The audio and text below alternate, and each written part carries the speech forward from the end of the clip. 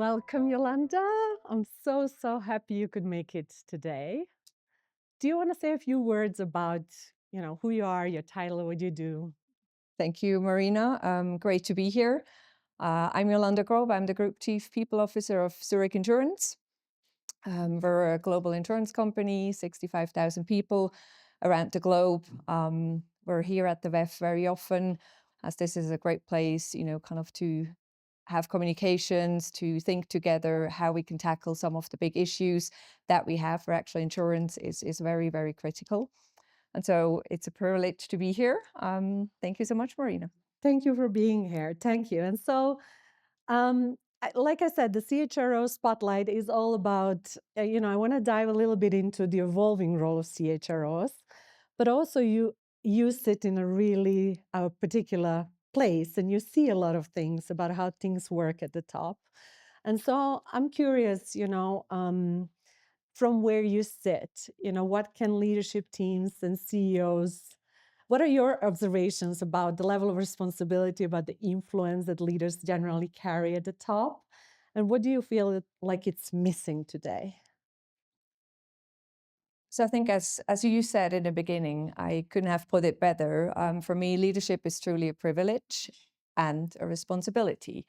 And I think that's probably the area where leaders need to be very intentional, because as a leader, especially in the C-suite of large organizations, a word or an action doesn't even have to be something you say. It can be how you behave, can actually be very reassuring for people or can be extremely unsettling. And so to be very conscious and intentional about how you show up is extremely critical. And probably not what's neglected, but I would probably think about two areas. So I think as leaders, there is kind of what you can do and how you can influence something that's broader than your own organization. And then obviously it's what you can do within your own organization. And I think from my perspective, what's truly powerful is to think about how you can influence people, organizations for the greater good.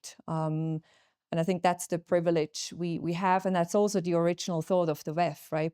Kind of bringing leaders from very different backgrounds, very different geographies together to think about the big topics that the world has to solve for, which no one in isolation can do. And as a leader, especially in organizations, I think it's critical that you establish better private-public partnerships, because a lot of these topics, especially when you think about the risk we face today. So Zurich Insurance is partnering with the WEF every year to publish the Global Risk Report. And what we see this year in the shorter term, in the next 2 years, obviously the geopolitical divide is a big topic. And alongside that, also the social divide and polarization we started to see. When we look to the next 10 years, then of course all the climate impact and those changes will be extremely critical. And that's nothing any of us can solve in isolation. I think that's the power that we should all use. When you think about internally, I think you mentioned it before, right? I think the influence you can have on the culture of the organization by walking the talk, by role modeling what you want to achieve, you can never underestimate that you're in the spotlight. People look at what you say, what you do. Your decisions actually influence what people believe is acceptable in the organization and not, irrespective of what kind of values you might put on the wall. And I think to be very conscious about that is important. Yeah, it is so important. And like you said, it's what I find leaders often don't understand is like they think, oh, we have the culture, we have the values, we put this strategy out, there is the mission, but they don't understand that their people are watching every single move they make, every single word they use, the energy behind the words. So even if you're saying all the right things, but if you're saying it in a different tone, I mean, people are smart. They're interpreting all of this as messaging and as influence, right? And so, um, and everything you said around the broader ecosystem, I think is so important. And at the same time, so many organizations right now are dealing with so much change. And I think the big topic I encounter, at least in my world, is how can we master this big let's say, transformation, sometimes restructuring, reorganization, all of these things, while preserving trust. How can we do it so that the trust is not eroded, whether it's with employees or externally? So I'm just curious, working for such a huge, complex organization, what are your observations in terms of, the leadership teams that manage to do this somewhat successfully? I don't think anyone has really mastered it yet, but somewhat successfully. What differentiates them? What do they do differently? You mentioned trust. I think that's exactly what I tried to describe before, right? If there is a gap between what you say and what you do, then trust starts to erode. And so being very intentional about what you want to achieve and why, and then continuously repeating that message, but also follow that message with proof points so that people can see, especially the topic here is obviously the AI transformation. That's something that's obviously also very close to my heart for our workforce. And the more you can give them an outlook and they can trust you that you support them, because we will all need them. We can't do it on ourselves and we don't have the capabilities on the market. If you demonstrate that with proof points, if they can also see that you implemented certain things and it's not at their expense, then I think that is something that's extremely important. The other aspect is also to be vulnerable, because we haven't figured it out. I mean, technology is now advancing at light speed, and so we don't know how things will look in 3 years from now. We used to do workforce planning over many, many years. That doesn't work anymore. So we all have to be much more agile. And I think you can all only be agile when you have a confidence that you can adapt. And I always use the example of the pandemic, right? We had to all be working from home from one day to the next. And I remember I had this Teams icon on my laptop that I hardly ever used. Now it's like brushing teeth, right? No one can do without. And so giving people the confidence, right? There are things you will learn, you can adapt, and we've proven it. And as long as you have the right support, then I think you can continue on this journey. Yeah. Yeah. I love what you said about vulnerability, because I think one thing I feel like often goes wrong is leaders feel like they need to have all the answers before they can be open and transparent. And that's actually the wrong way to do it, because until you have all the answers, there's a lot of empty space that people feel with noise, anxiety, and all of these things. And so keeping that dialogue going with vulnerability and honesty, I think, is what builds trust and maintains trust.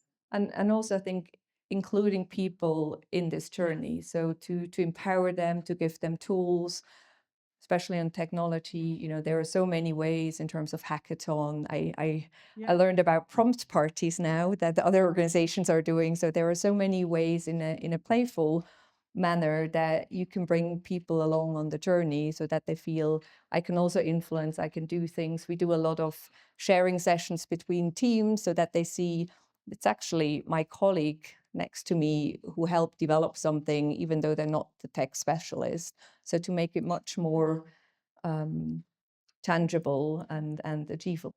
Yeah, and I love what you said, to bring them on the journey, because I often feel like sometimes leaders, whether we admit it or not, we don't really trust our people. So there is all this concern about how they're going to take it, and will it create anxiety, and will it create noise? And like you said, trust your people. Like they can adapt, like they can, grow and adapt. But you need to give them tools, and you need to bring them on the journey, right? Is really important. And and I also think, the more you lay this foundation of trust over time, the more it helps you now. And at Zurich back in already 2019, so before the pandemic, we defined the people sustainability aspiration so that we have this internal first talent strategy so that people know we will invest in them, we will up and reskill them, because actually we won't get the talents and the skills on the market. So we will invest in our own workforce, and we currently fill over 70% of the roles from within. And those are clear proof points. We also report them in our annual sustainability report. And people sustainability for us is one of the three pillars of the sustainability strategy. It's not just an after factor. So it's really part of that. And if you have that conviction, then I think that also creates the trust you need, kind of to weather the storms Yeah. that are still ahead. Yes, yeah. And like you said, trust is actually built before you need it, ideally. It's really hard to build it if you don't have it in those moments, but you can maintain it if you built it beforehand. Yolanda, I'm curious, how has your role concretely as CHRO evolved over the years? And obviously, you've been in this business for such a long time, and I'm curious, where do you feel like you have a say, or maybe a stronger say, or more influence today, and you're being brought into conversations that you were not brought into before? So I think the role at the C-suite is probably anyway different, because you're responsible for much more than your own function. So it's expected that you shape the strategy of the organization, that you think through how you can then actually implement the strategy. So you need to have a good business understanding. You need also to understand trends, what's happening outside, what's happening in terms of geopolitics, because that all has an influence, and constantly you have to adapt what you're trying to achieve. And then I think the topics of today are so much broader. I mean, they now touch the whole workforce, due to AI, and I'm saying this word again, that we heard here so many times, right? But that has a super strong people side, especially when you're a people business. That's what you have. That's what you will. That's what will differentiate you from your competitors, and therefore, that's where you need to invest, and you need to have that view at the table. Yeah, absolutely. Absolutely. And I love what you said about, anyway, if you're in the C-suite, your role is so much broader than your function. And I think this is something people often underestimate. They think, well, I'm here as a people voice at the table. Well, to a certain extent, but you're also here just as Zurich Insurance executive, right? And so that kind of broader enterprise leadership is something that I feel like is something we could do a better job at. I feel like at leadership team levels overall, and that will give us a broader, bigger lens for the future, I think. And that goes exactly back to kind of the first question, right? I mean, you're much more than your role, and you need to use your influence wisely. And part of my role is to position our organization. I mean, part of why I'm here.